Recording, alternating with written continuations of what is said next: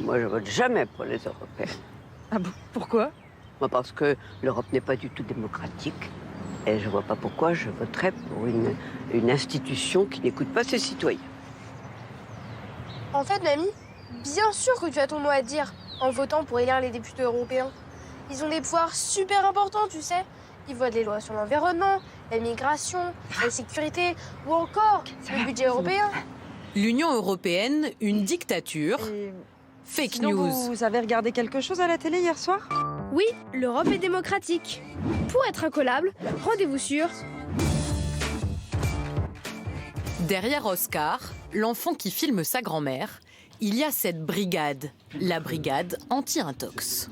Là, par exemple, c'est une vidéo qu'on avait postée pour dire que l'Europe n'est pas une dictature, qui est quelque chose qu'on entend assez souvent. Et donc, en fait, l'idée, c'est simplement de rappeler le fonctionnement des institutions de l'Union européenne, qui est assez peu connu finalement. À un mois des élections, ces chasseurs de fake news traquent toutes les erreurs, les contresens, les clichés sur l'Union européenne. Ce qu'on voit effectivement récemment, c'est une multiplication des informations incorrectes, voire complètement fausses, sur justement les politiques européennes, sur le coût de l'Europe, sur la protection que l'Europe offre à ses citoyens comme consommateurs, etc. Et donc il nous a semblé effectivement essentiel d'intervenir et d'alimenter le débat, sans être participant bien entendu, mais d'alimenter le débat politique sur l'Europe avec des faits qui sont vérifiés et qui sont vérifiables. Sur leur site lancé début avril, ils rétablissent la vérité face à des affirmations toutes plus extravagantes les unes que les autres.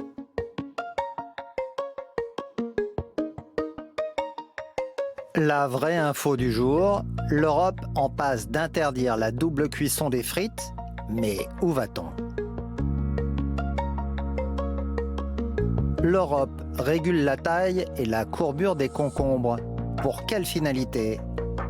On a entendu il y a quelques semaines, par exemple, que l'Union européenne régulait la norme des concombres, donc la courbure des concombres et la taille des étiquettes de soutien-gorge. Ça, typiquement, c'est le genre d'idées reçues fausses auxquelles on va vouloir répondre. Cette fake news ne vient pas des abîmes d'Internet, mais de François-Xavier Bellamy, qui n'est autre que la tête de liste de la droite aux européennes. Une Europe qui vient déterminer des normes sur la taille des étiquettes de soutien-gorge ou la taille des concombres, c'est une Europe qui ne nous aide pas à trouver notre place dans la mondialisation. En revanche, on a besoin effectivement d'une Europe qui soit plus efficace, par exemple dans la coopération entre les États sur la question migratoire. Le concombre n'est plus calibré depuis 2011. Quant au soutien-gorge, la taille de leurs étiquettes n'est absolument pas régie par l'Europe.